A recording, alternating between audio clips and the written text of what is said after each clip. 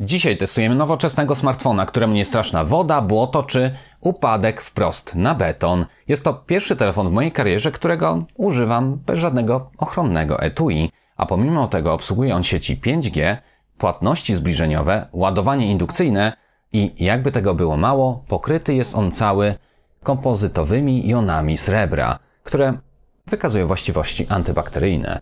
Na dokładkę bateria wystarcza na kilka długich dni działania. Jest to wzmocniona i jednocześnie przystępna cenowo konstrukcja, naprawdę warta rozważenia.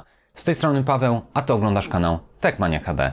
Zapraszam. Ten materiał obejrzysz dzięki wsparciu platformy GVG Mall. Jest to ogromny sklep specjalizujący się w kluczach do gier na PC, Xbox, PlayStation czy nawet Google Play. Zdobędziesz tu praktycznie wszystko. Od kart podarunkowych do Steama po oprogramowanie pokroju Office'a czy Windowsa. Jeśli wciąż męczysz się z tym nieznośnym napisem przypominającym o potrzebie aktywacji, to już teraz odwiedź link znajdujący się w opisie. Zakupiony klucz otrzymasz w przeciągu kilku minut i wystarczy go wkleić w ustawieniach aktywacji, co nie tylko zalegalizuje Twoją wersję systemu, ale także pozwoli Ci na bezproblemowe przejście na Windows 11. Pakiet Office aktywujesz i przypiszesz do swojego konta w równie prosty sposób, a z kodem TMHD otrzymasz dodatkowe 20% zniżki, które przy okazji różnych świąt i wydarzeń potrafi wzrosnąć do 30%. Przestań przepłacać i już teraz odwiedź stronę.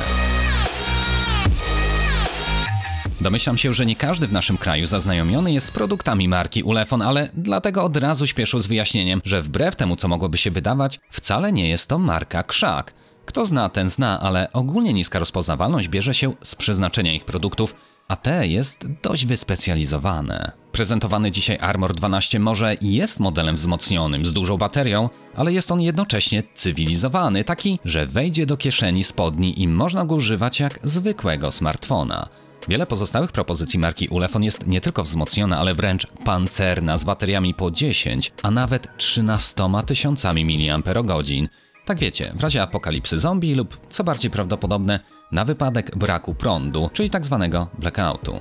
Większość urządzeń produkowanych przez Ulefone posiada wojskowy certyfikat wytrzymałości, a niektóre z nich mają nawet wbudowane kamery termowizyjne czy kamery endoskopowe. Innymi słowy, profesjonalny sprzęt dla prawdziwych twardzieli. Jeśli pracujesz na budowie, lubisz hiking czy wspinaczkę ściankową, nurkujesz, a może po prostu jesteś aktywny fizycznie, wszędzie tam Ulefone przychodzi z pomocą. Lecz są to dość hardkorowe modele urządzeń kierowane do hardkorowych odbiorców. No i tu właśnie pojawia się Armor 12, czyli urządzenie, które owszem, nie boi się taplania w bocie, ale jednocześnie nie odstaje znacząco od zwykłego, standardowego smartfona. A jako że ten dostępny jest w dwóch wersjach kolorystycznych, to przyjrzymy się im obydwu. Pierwszy model oznaczony jest jako pomarańczowy, drugi zaś jako czarny. Chociaż oznaczenia te są dość zwodnicze, ale jeszcze zdążymy sobie to wyjaśnić. Unosimy więc górną część pudełka, która przyozdobiona jest złotymi napisami. Pod kartonikiem z logiem marki znajduje się smartfon, lecz w rzeczywistości ten okazuje się pudełkiem przechowującym narzędzia do wysuwania szufladki kart SIM. Oprócz tego odrobina papierologii dotyczącej ładowania, używania kamery pod wodą, gwarancji, całego spisu spełnianych norm certyfikacji radiowych oraz całkiem ładnie sporządzona instrukcja użytkownika. Niestety ta nie posiada polskiej wersji językowej, ale z rysunkami i odnośnikami łatwo się połapać, co służy do czego. Jednak najlepsze czeka na nas pod całą tą makulaturą. Producent jest na tyle uprzejmy, że do każdego pudełeczka dokłada taflę szkła hartowanego. Przyjrzyjmy się w końcu tym urządzeniom z bliska. Jak widzicie, po prawej znajduje się model pomarańczowy, po lewej zaś czarny, co jest trochę zwodnicze, bowiem ten pomarańczowy w rzeczywistości ma plecki czarne, a wersja opisana tutaj jako czarna ma plecki ciemnosiwe. Początkowo bardzo mi się podobała wersja pomarańczowa, bowiem na renderach wyglądała ona wręcz przepięknie. Jednak powiem szczerze, że gdy mogłem już wziąć obydwie wersje do ręki, to mój punkt widzenia zmienił się o 180 stopni. Odcień tego pomarańczu wcale mnie jakoś nie przekonuje, za to ciemnosiwe plecki drugiego wariantu przepięknie, acz delikatnie kontrastują z wysepką dla kamer oraz jej przedłużeniem. Strasznie jestem ciekaw, którą Ty byś wersję wybrał. Plecki czarne czy plecki siwe? Daj mi proszę znać w komentarzu. W zestawie odnajdziemy też adapter USB-C dla słuchawek przewodowych.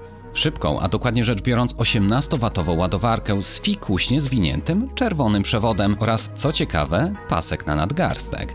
Ot taki śmieszny akcent retro. Pomyślałem, że kto w ogóle tego będzie używał. Przewlekłem go, aby zobaczyć, jak to wygląda. No i trochę wstyd przyznać, ale tak go zostawiłem i od tych kilku tygodni używam telefonu właśnie z tym sznureczkiem przy boku. Co prawda korzystam z niego głównie, gdy spaceruję, ale służy mi on również do wyciągania telefonu z kieszeni. Wszyscy przyzwyczailiśmy się do szczypania po telefon znajdujący się w dżinsach, lecz z opaską producenta czynność ta okazuje się być o wiele wygodniejsza. Naprawdę warto spróbować. Za dopłatą można otrzymać dodatkowe akcesorium ochronne, czyli plastikowe plecki z suwakiem na tyle, do którego możemy zamocować karabinczyk lub klips. Oczywiście wszystko zależy od ceny i gdyby ta wynosiła 20, może 30 zł, to bym powiedział Wam, że można by było się na niej jeszcze skupić, o ile widzicie w tym potencjał i zastosowanie. Osobiście uważam, że dodatek ten niepotrzebnie pogrubia niechudy już smartfon, a klips ściska bardzo słabo, chociaż na pasku spodni powinien się jakoś utrzymać. Mi jednak owy dodatek nie podchodzi, za to taniej możemy kupić fajny pokrowiec, do którego dałoby się wsunąć dowód osobisty czy chociażby karty płatnicze. Linki do kilku tego typu pozostawię dla Was w opisie poniżej. Zdejmijmy więc folię ochronną i włączmy urządzenie. Zmieniam język na polski i przeprowadzam szybką wstępną konfigurację, która wygląda tak samo we wszystkich urządzeniach z Androidem. Przeniesienie danych z poprzedniego telefonu odbyło się bez najmniejszego problemu. 100 moich aplikacji, SMS-y, kontakty, a nawet wszystkie ustawienia i hasła sieci Wi-Fi. Oryginalny launcher wydaje się dość przejrzysty, jednak od razu uderzył mnie brak ekranowych przycisków nawigacyjnych. Producent w ten sposób chce nas zachęcić do korzystania z gestów. Mi one kompletnie nie leżą, lecz całe szczęście można to bardzo łatwo zmienić. Ściągamy belkę, przechodzimy do ustawień i tam odnajdziemy te dotyczące paska nawigacji. Tu włączamy klawisz wirtualny, możemy wybrać, po której stronie ma znajdować się przycisk wstecz, ale możemy dostosować też kolor belki. Jest kilka predefiniowanych, a jeśli żaden z nich nam nie odpowiada, to możemy wybrać dowolny z całej przestrzeni kolorów oraz zapisać 6 ostatnich. Chwilę od momentu włączenia pojawił się komunikat o dostępnej aktualizacji datowanej na końcówkę sierpnia, czyli na jakieś 5 miesięcy przed nagraniem tego materiału. Z opisu wynika, że ta optymalizuje tryb nocny oraz rozwiązuje problemy z zanikaniem sygnału 4G, czego oczywiście nie zdążyłem doświadczyć. Nim jednak przejdziemy do oprogramowania, sprawdźmy dokładnie, jak urządzenie jest zbudowane. Na górze znajduje się wpust zaczepu dodatkowych akcesoriów, chociażby tego etui, które już widzieliście. USB-C wraz z mikrofonem znajduje się na dole. Możecie zauważyć, że po obydwu stronach znajdują się podwyższone, zaokrąglone krawędzie, których zadaniem jest amortyzacja ewentualnego upadku. Czarny element obudowy, ten delikatnie wystający ponad, jest gumą. Ciekawym jest to, że smartfon stabilnie stoi nawet do góry nogami. Trochę mocniej wystające gumy pochłaniające siły upadków odnajdziemy na bokach urządzenia. Na prawej krawędzi umieszczono przyjemnie klikające przyciski głośności oraz przycisk włącznika, który jest jednocześnie skanerem linii papilarnych. Idąc jeszcze niżej, do miejsca, w którym faktycznie trzymamy smartfona, znajduje się wzór. W sumie taki sam widnieje na wysepce z kamerami, lecz tutaj rola tejże tekstury wykracza poza sam smaczek wizualny, a ma ona za zadanie zwiększać przyczepność i polepszyć uchwyt. Na samym dole mamy już tylko otwór służący do przewleczenia sznureczka. Po lewej stronie znajduje się szufladka, którą bez trudu wysuniemy przy użyciu nawet paznokcia. Zastanawia mnie tylko, po co w ogóle producent dołączył narzędzie, które zwykle służy właśnie do tego celu. No ale to tak tylko na marginesie. Jak widzicie, tam mieści kartę microSD i tu mogę powiedzieć, że testowałem telefon ze swoją 256 GB sztuką, która działała bez najmniejszego problemu, rozszerzając tym samym pamięć wewnętrzną urządzenia. Producent podaje, że Armor 12 przyjmie karty o maksymalnej pojemności 1 terabajta. Jednak jeśli takiej nie potrzebujesz, to w tym miejscu można zainstalować drugą kartę SIM i co ciekawe, obydwie są w stanie pracować z transmisją danych sieci 5G. Kilka milimetrów poniżej umieszczono dodatkowy, programowalny przycisk i jest to coś, co z miejsca zacząłem uwielbiać. W ustawieniach nazwano go po prostu klawiszem skrótu. Z tego poziomu możesz zaprogramować 3 całkowicie różne funkcje. Powiedzmy, pojedynczym kliknięciem włączymy latarkę, podwójnym zrobimy zrzut ekranu, a po przytrzymaniu włączymy dowolną aplikację i działa to rewelacyjnie nawet bez odblokowywania urządzenia. Jest to niby proste i oczywiste, było nawet w starych Nokiach, ale przez wiele lat mało którego producenta dało się wybłagać o podobne rozwiązanie. Dla przytrzymania ustawiłem włączenie odtwarzacza muzyki, który, jak widzicie, działa równie dobrze i nieważne, czy jesteśmy na ekranie głównym, czy w jakiejś innej aplikacji. Patrząc na tył urządzenia, to należy przyznać, że te wygląda całkiem ładnie. Dla zachowania symetrii wizualnej wysepka kamer została uzupełniona dwutonalną diodą doświetlającą oraz pomarańczowym X-ikiem. Sama wysepka też jest przedłużona i tę również przeozdabia tekstura pełna X-ów. Skąd więc te całe X-y? Tego nie wiem. Wiem na pewno, że Ulefone posiada serię urządzeń Armor X, ale ten do niej w sumie nie należy. Może komuś podczas projektowania się zapomniało, ale tak długo jak wygląda to lepiej aniżeli gorzej, to sprzeciwów nie wnoszę. Może i niełatwo to dojrzeć, ale na powierzchni znajdują się dwa malutkie otwory. Górny jest mikrofonem, który zbiera dźwięk otoczenia, co pomaga programowo odizolować nasz głos od hałasu z zewnątrz, ale podczas nagrywania wideo odpowiada on też za lewy kanał. Z kolei druga dziurka poniżej służy do wyrównania ciśnienia panującego wewnątrz konstrukcji. W dolnej części widnieją otwory na głośniki. Zastosowano tu dwa przetworniki audio oznaczone jako 1.2.1.6 z dużą, bo wynoszącą 1,6 cm3 komorę rezonującą. Te same przetworniki występują chociażby w Xiaomi Mi 10 Pro, ale tamte mają mniejszą komorę. W każdym razie producent przechwala się, że te wyróżniają się głośnością na poziomie 106 dB i sam muszę przyznać, że w pierwszym dniu telefon kilka razy niemal przyprawił mnie o zawał serca. Pozostawienie głośności na poziomie 3/4 skali to takie cywilizowane maksimum. Głośno jest to na pewno i na placu budowy czy na ulicy raczej je usłyszymy. Jednak barwa dźwięku reprodukowana przez te głośniki jest po prostu taka sobie. Głębia czy tony niskie prawie nie istnieją. Głośniki w telefonie brzmią jak głośniki w telefonie. No ale dokończmy omawianie tyłu urządzenia. W obydwu wersjach kolorystycznych plecki są czymś, co bardziej przypomina twardą gumę aniżeli plastik i to, czego nie widać na pierwszy rzut oka, to fakt, że powierzchnia ta unosi się w górnej, jak i w dolnej części urządzenia. Tutaj widzicie, że podwyższenie te odrywa tył od podłoża, dosłownie na 1 mm, ale jednak odkładając telefon na stół, ten opiera się właśnie w tych miejscach. Raz, że dzięki temu głośniki nie są przytłumione. Dwa, zgodnie z prawami fizyki cała waga urządzenia, która w gwoli ścisłości wynosi 296 gramów, spoczywa właśnie na tych ostrych krawędziach, znacząco zwiększając przyczepność. Niby nie jest to intuicyjne, ale duże płaskie powierzchnie są śliskie. Połóżcie szklany telefon na blat stołu, na przykład też szklanego. Pod wpływem wibracji ten potrafi zjechać i roztrzaskać się o ziemię.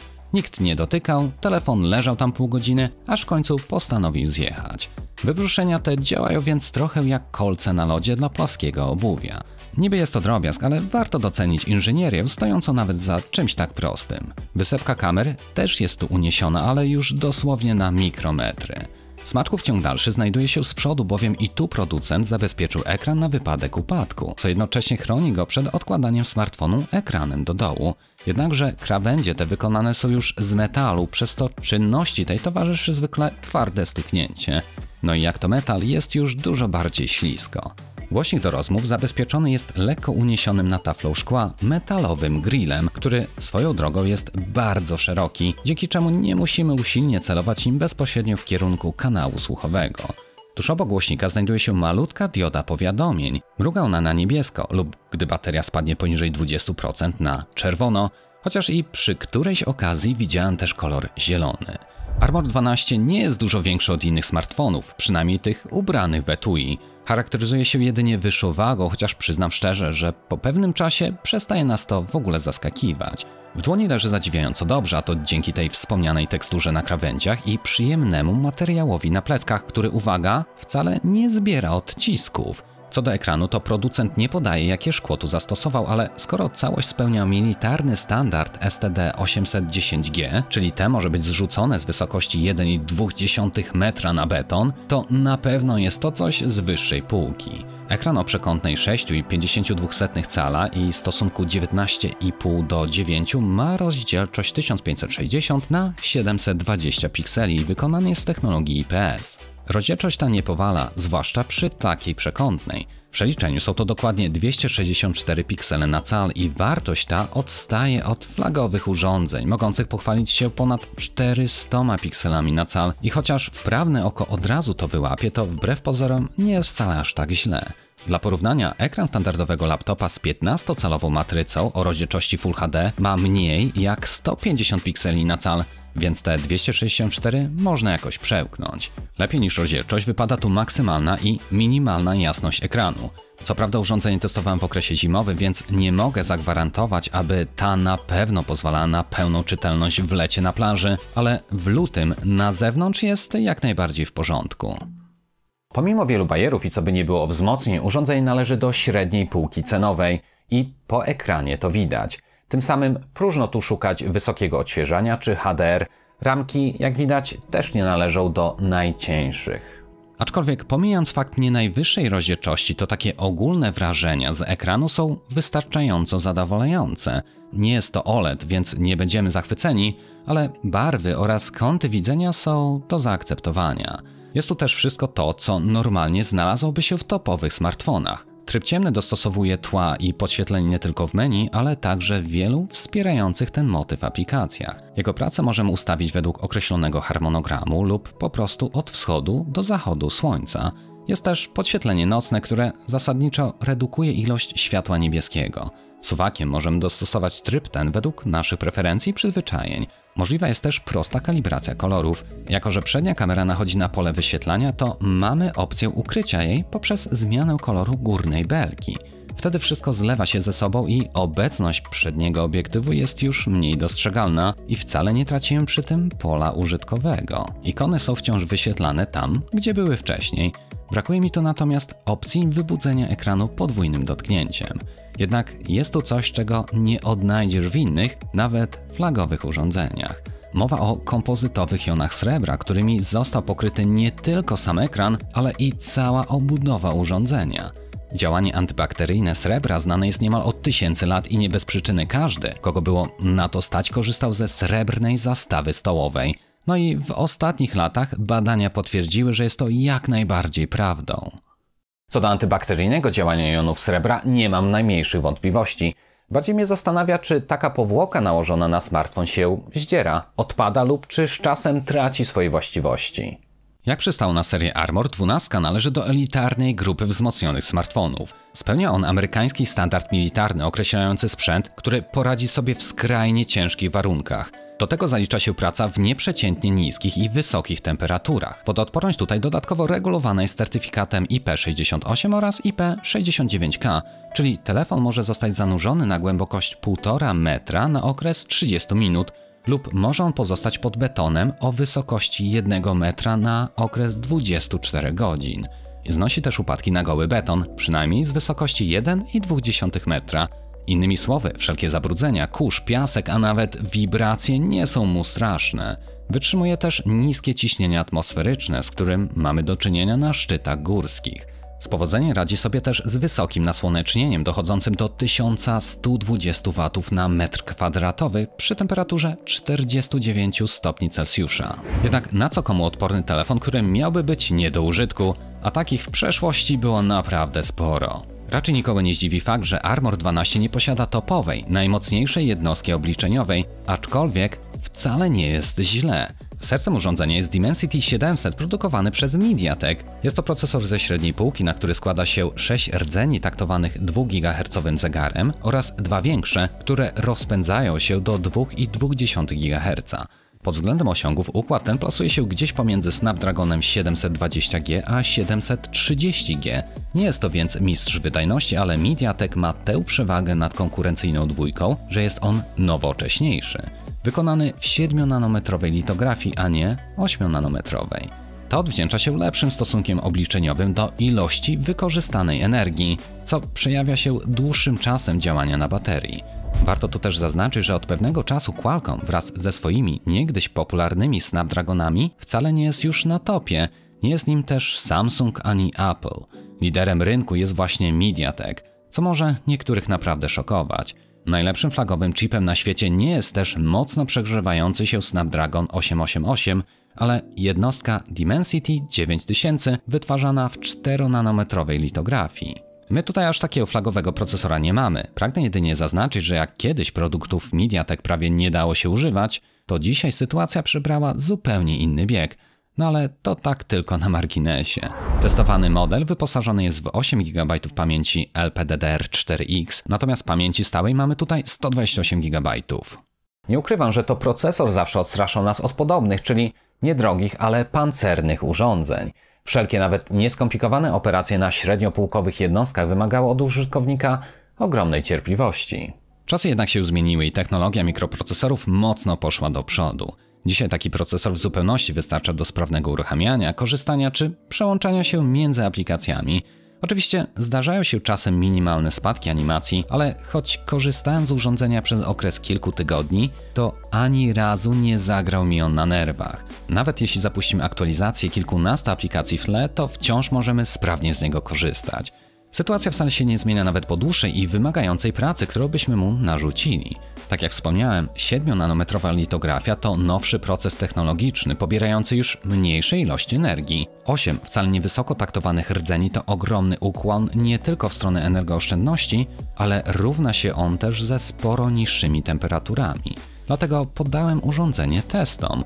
Zegary taktowania, jak i osiągi we flagowych urządzeniach spadają już po 7 minutach takiego testu. Tutaj, jak widać, nawet po pełnej godzinie katowania procesora każdy z 8 rdzeni pracował ze swoim maksymalnym zegarem. 6 pierwszych 2 GHz, rdzeń 7 i 8 2,2 GHz. Jest to fantastyczny wynik, a urządzenie było tylko minimalnie cieplejsze niż temperatura go otaczająca. Na wykresie wydajności widzimy jakieś tam spadki i wzrosty, ale jest to jak najbardziej normalne, zwłaszcza po tym, jak zainstalowałem ponad 100 ze swoich aplikacji. Wiadomo, komunikatory, kilka skrzynek pocztowych i inne aplikacje w tle też odrobinę czasami się zakręcą, wykorzystując przy tym dostępną moc obliczeniową procesora.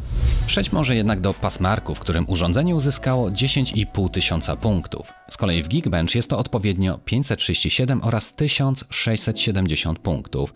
W testach wydajnościowych Antutu było to poniżej 330 tysięcy, co plasuje je daleko za Samsungiem Galaxy S9 Plus czy Realme 8, jednak benchmark ten mocno opiera się na wydajności układu graficznego i choć procesor ten spokojnie daje sobie radę w przeglądaniu internetu, zakupach czy śmiga przez media społecznościowe, to gry nie są jego najmocniejszą stroną, o czym świadczy dodatkowo przeze mnie przeprowadzony test w 3D Marku. 1111 punktów w teście Wildlife i 319 w wersji Extreme. Czy to oznacza, że grać się całkowicie nie da? Takie stwierdzenie byłoby absolutną bzdurą, bowiem grać się jak najbardziej da. Rynek flagowców zbyt mocno rozmuchuje ten temat, głównie opierając się na ultra ciężkich graficznych produkcjach.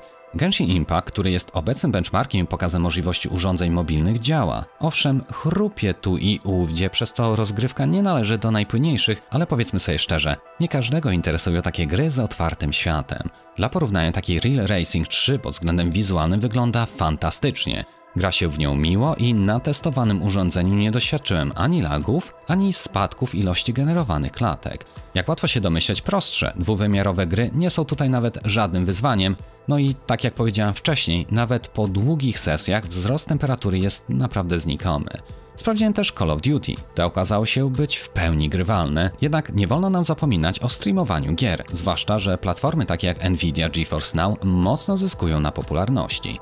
Wystarczy sparować pada na Bluetooth, wsunąć nasze urządzenie i już można delektować się wieloma komputerowymi produkcjami na maksymalnych ustawieniach graficznych. Oczywiście streaming gier wciąż boryka się z mniejszymi, większymi problemami i to już nieważne, czy gramy na smartfonie, telewizorze czy lokalnym komputerze, lecz jak widać i tu mogłem spokojnie, acz casualowo grać w Cyberpunk 2077 i to nawet nie na Wi-Fi, a dzięki sieci 5G. Sprawdzian ten testuje bardziej możliwość sprzętowego enkodowania strumienia wideo niż czystej wydajności obliczeniowej układu graficznego, ale i to warto zweryfikować. No właśnie, obsługa sieci 5G jest motorem napędzającym zainteresowanie modelem Armor 12. W końcu nie bez przyczyny pełna nazwa to Armor 12 5G i nie ma co się temu dziwić. Najnowsza wersja komunikacji sieciowej pozwala osiągnąć znacznie wyższe prędkości pobierania danych, ale też znacząco zmniejsza opóźnienia i wszystko pięknie. Jednak 5G to marketingowa nazwa, za którą kryje się wiele częstotliwości i obsługiwanych prędkości. Tam, gdzie inne urządzenia podbijały do 500 megabitów na sekundę, tam testowany produkt marki Ulefone ledwie dociągał 200. Zestawiając go Xiaomi, widzianym tu po lewej, pod obciążoną siecią 4G+, jak na dłoni widać tę różnicę. Armor 12 zwykle wypadał blisko o połowę słabiej. Sprawdzając jedno urządzenie po drugim, to tam, gdzie Armor uzyskiwał 115 megabitów na sekundę, tam Xiaomi przebijał 200. Aczkolwiek może to być tylko kwestią mojego operatora i częstotliwości, które ten udostępnia. Tego pewnym być oczywiście nie mogę. Wi-Fi 6 tutaj też nie odnajdziemy, ale te 5 GHz sprawuje się jak najbardziej ok. Z kolei o Bluetooth złego słowa powiedzieć nie mogę. Ten tutaj w wersji 5.1 przez cały okres sprawował się wyśmienicie, a mam sparowane słuchawki od 1 aż do 6 godzin każdego dnia. Ani za ścianką działową, ani podczas biegania sygnał ten nie był zrywany. Na plus jest tu też obsługa NFC.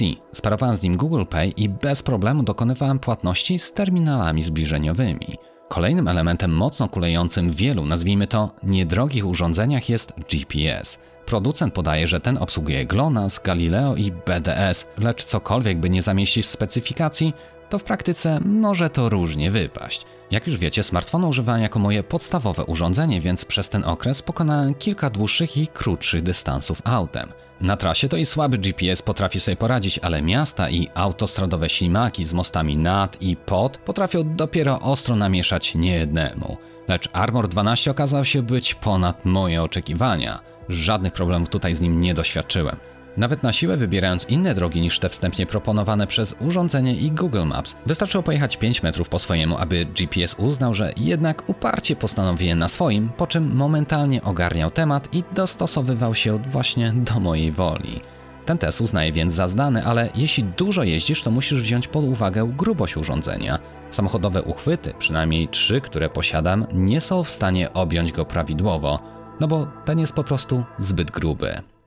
Choć temat baterii zwykle poruszamy na koniec materiału, to w tym wypadku musimy zmienić hierarchię, bowiem ta jest jedną z mocniejszych stron urządzenia.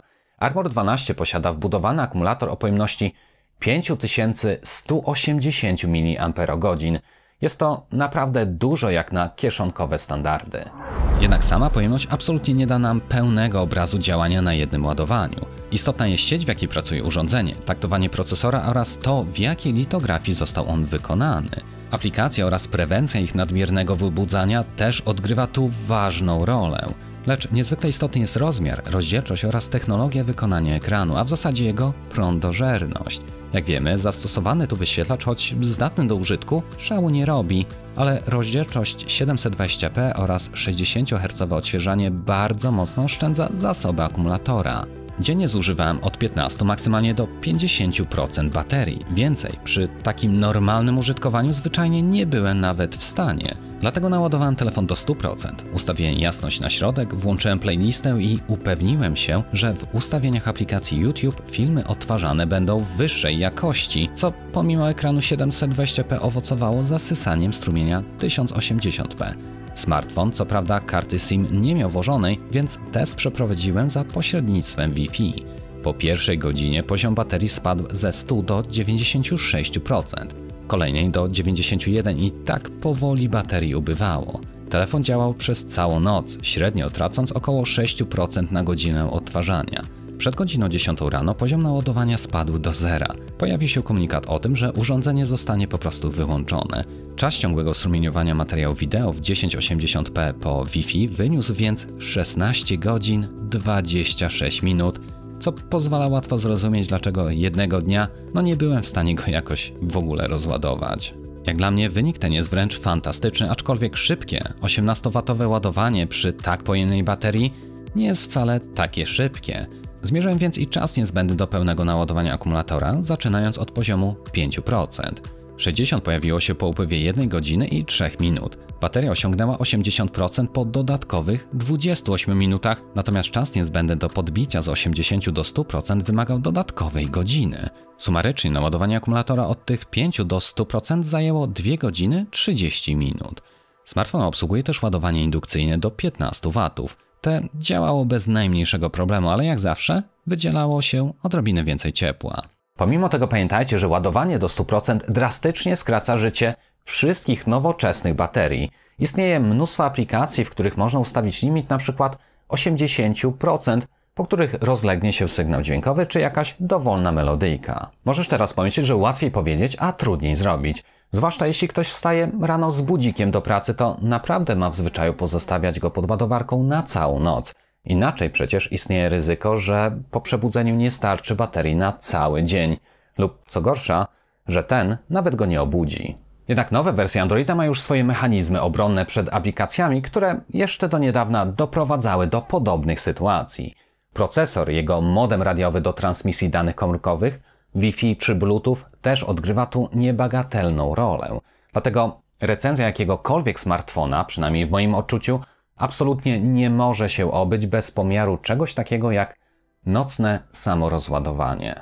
Tak więc wykonywałem zrzuty ekranu idąc spać i zaraz po przebudzeniu. Poziom spadku naładowania wahał się pomiędzy 1 a 3%.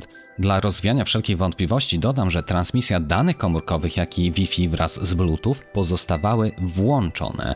Wszystkie z moich ponad 100 aplikacji też znajdowały się na urządzeniu wraz z zalogowaniem się do kont. Aczkolwiek tak niski stopień samorozładowania zapewne nie byłby możliwy, gdyby nie moduł systemowy o nazwie DuraSpeed. Ten z jednej strony przyspiesza aplikacje znajdujące się na pierwszym planie, a tak zwanie ubijamy te, które uznamy za nieistotne. Suwak na prawo oznacza, że dana aplikacja ani jej działanie w tle w żaden sposób nie będzie ograniczane.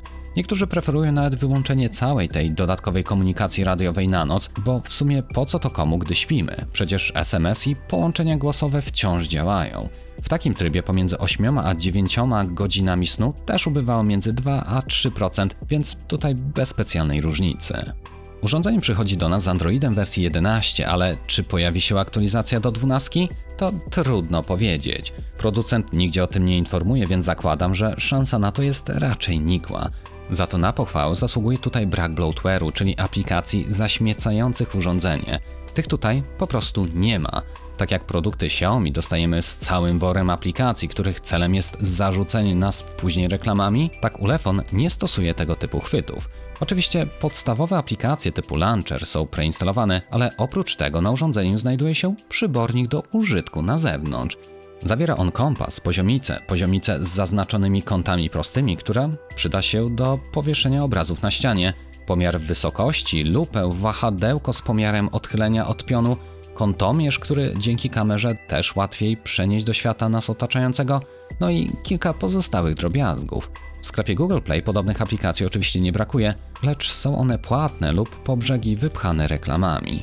Tutaj dostajemy czyściutkie narzędzie, które może nam się z czasem przydać. Choć mamy tu blokadę dostępu wybranych aplikacji, tak brakuje sejfu na nasze chronione dane, czy oddzielnej przestrzeni na wypadek, prowadzenia podwójnego życia.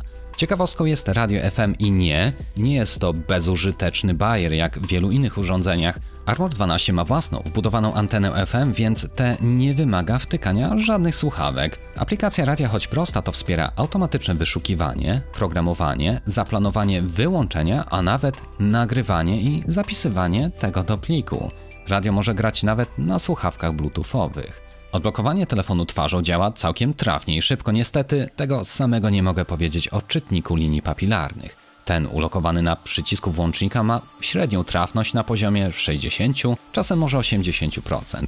Jest on po prostu mały, co zapewne utrudnia proces właściwej weryfikacji. Drugie, czasem nawet trzecie położenie palca na przycisku celem odblokowania nie jest więc niczym tutaj zaskakującym. A szkoda, bo jest to funkcja, z której korzystamy dziesiątkami, jeśli nie setkami razy dziennie.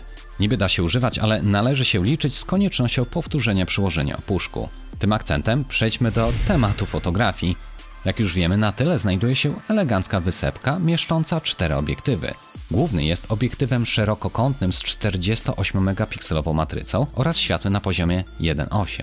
Ultra szerokokątny obiektyw obejmuje 120 stopni. Jest to matryca 8 megapikseli o świetle 2.2. Teleobiektywu tutaj nie odnajdziemy, za to mamy makro o 75-stopniowym polu widzenia ze światłem 2.6. No i to, co wygląda na czwartą kamerę, w rzeczywistości jest 2-megapikselowym czujnikiem głębi. Przednia kamera to 16-megapikselowy sensor ze światłem 2.2, mogący nagrać 30-klatkowe filmy w rozdzielczości Full HD. Aplikacja aparatu jest prosta, wystarczająco szybka i nie przytłacza nadmiarem funkcji, co oczywiście uznaję za zaletę. Prosty podział na zdjęcia nocne, film, tryb profesjonalny. Odnajdziemy tu wszystko, co istotne. Jest nawet AI, czyli sztuczna inteligencja, która dostosowuje nasycenie i czas naświetlania bazując na tym, co widzi. Tutaj możecie zobaczyć chociażby tryb smakosza, ładnie podpisany po polsku z ikonką przedstawiającą mięsiste łódko, chyba dinozaura. Jak już wiemy, sporą część kosztów pochłonęło uodpornienie smartfona na wszelkie przeciwności losu. Dlatego Jeśli chodzi o zdolności fotograficzne, no to musimy być realistami. Zdjęcia z głównej kamery po włączeniu HDR wyglądają na pewno lepiej, ale wydają się nazbyt wyostrzone. Przy mocniejszym przybliżeniu wszystko wygląda jak akwarelowe malowidło. Balans bieli też nie zgadza się pomiędzy głównym obiektywem, a chociażby ultra szerokim kątem. Ten sprawia, że zdjęcia wychodzą bardzo zimno. W niektórych sytuacjach AI sporo zmienia, chociażby tutaj po lewej standardowe, dość płaskie pod względem ostrości i nasycenia kolorów zdjęcie, po prawej z włączoną sztuczną inteligencją. To może czasem zbyt wyostrze, ale dla fanów wycelowania i pstryknięcia polecam włączyć tę funkcję. W trudniejszych warunkach oświetleniowych ultra szeroki kąt nie radzi sobie najlepiej. Główny obiektyw jest już sporo jaśniejszy, więc i mniej czasu potrzebuje on do zrobienia całkiem sensownego zdjęcia. Z kolei podwójne przybliżenie wygląda lepiej niż bym oczekiwał po aparacie z tej półki. Widać, że jest to 48-megapikselowa matryca. Tutaj kolejny przykład ultra szerokiego kąta, aparatu głównego z funkcją AI oraz podwójnego przybliżenia. Fotografie z cukierni ponownie potwierdzają zbyt zimny balans bieli obiektywu 120-stopniowego, ale główny aparat już lepiej odzwierciedla rzeczywistość. Widzimy sporo szczegółów i jest, powiedziałbym, że nawet całkiem ok. Włączenie AI w tej scenie nie zmienia zbyt wiele, za to podwójny zoom aż zasypuje nas soczystością kolorów. W ogóle w wielu sytuacjach przybliżenie daje całkiem fajne rezultaty. Spadek jakości jest, ale przygotowany byłem na gorszy rezultat. Jednak co do 2-megapikselowego obiektywu makro, to kolory w nim całkowicie leżą. Z ostrością też jest trochę ciężko trafić. Na pewno nie przyda się on do ultra pięknych zdjęć z życia motyla, na to nie liczcie. Jednak nie, żeby był on całkowicie bez sensu, bo jakieś zdjęcie techniczne, chociażby gwintu czy łebka śruby, wyjdzie lepiej niż z głównego obiektywu. Tak więc w praktyce tego możemy używać naprawdę niezwykle rzadko, ale jeśli zajdzie potrzeba uchwycenia czegoś malutkiego, to wtedy docenimy dedykowany obiektyw makro, nawet jeśli ma on tylko 2 megapiksele. Selfiaczki nie wychodzą jakoś cudownie, a portrety są po prostu płaskie. Aparat w telefonie jest tutaj, żeby spełniał jedynie podstawową funkcję, dlatego jeśli wybierasz się na wakacje, to lepiej będzie sięgnąć nawet po starą cyfrówkę. To samo dotyczy nagrań wideo. Urządzenie jest w stanie zarejestrować obraz o maksymalnej rozdzielczości 2K przy 30 klatkach, lecz i tak nie odnajdziemy tu stabilizacji optycznej czy software'owej, co w znacznym stopniu osłabia późniejsze wrażenia przy nagraniach wykonanych w ruchu. Ale to tyle na temat kamer. Porozmawiajmy o rozmowach telefonicznych. O nich już złego słowa powiedzieć nie mogę. Głośno, wyraźnie, ze wsparciem dla wyższej jakości rozmów HD. Natomiast największym plusem jest tutaj fakt, że rozmowy możemy nagrywać. Wystarczy dotknąć ikonę magnetofonu szpulowego, a przy czasie połączenia migać zacznie czerwona kropeczka. Po zakończeniu rozmowy lub po prostu po ręcznym wyłączeniu nagrywania pojawi się komunikat potwierdzający zachowanie pliku audio w pamięci wewnętrznej. Tę funkcjonalność niewątpliwie zakwalifikowałbym do zalet urządzenia, tak samo jak bogate wyposażenie, z którym jest on sprzedawany, bowiem musicie pamiętać, że większość smartfonów nie dostaje już nawet ładowarki, a o dodatkowym szkle hartowanym oraz preaplikowanym na ekran możemy co najwyżej pomarzyć. W moim odczuciu największym plusem urządzenia jest wytrzymałość, wodoodporność i niesamowicie długi czas działania na baterii. Po tych kilku tygodniach z nim spędzonych stwierdzam, że zastosowany procesor z 8 GB pamięci RAM i 128 GB pamięci wbudowanej w zupełności zaspokaja nawet moje potrzeby. Linki do aktualnie najniższych cen znajdują się w opisie pod tym filmem, ale Armor 12 ma też wady, więc nim się na niego zdecydujesz, proszę wysłuchaj mnie do końca.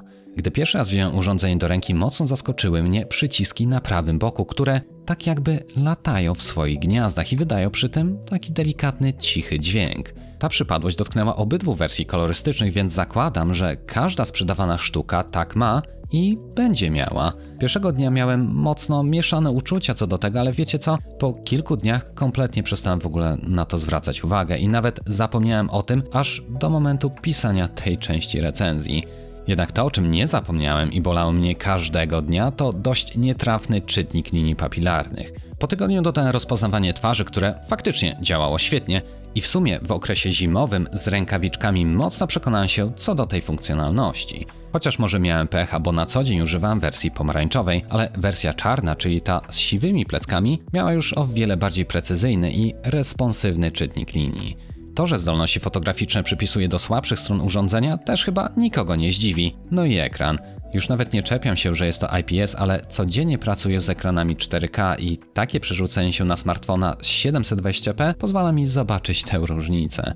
Tym samym nie jest to smartfon, który trafi do każdego, ale jest to urządzenie, z którego w określonych warunkach można być naprawdę bardzo zadowolonym. Jeżeli filmy oglądasz na telewizorze, grasz na komputerze lub konsoli, do zdjęć używasz dedykowanego aparatu, a telefon jest dla ciebie telefonem, czyli urządzeniem służącym przede wszystkim do komunikacji, jedynie od czasu do czasu obejrzysz na nim jakiś filmik na YouTube, czy przejrzysz coś w sieci, to model Armor 12 może się okazać dla Ciebie po prostu idealnym rozwiązaniem. Mi osobiście bardzo przypadł on do gustu, jest czymś innym i dość oryginalnym. Zresztą, gdyby mi się on nie podobał, to nie tworzyłbym przecież półgodzinnego filmu z jego udziałem. Jedynie wolałbym, aby był on tańszy.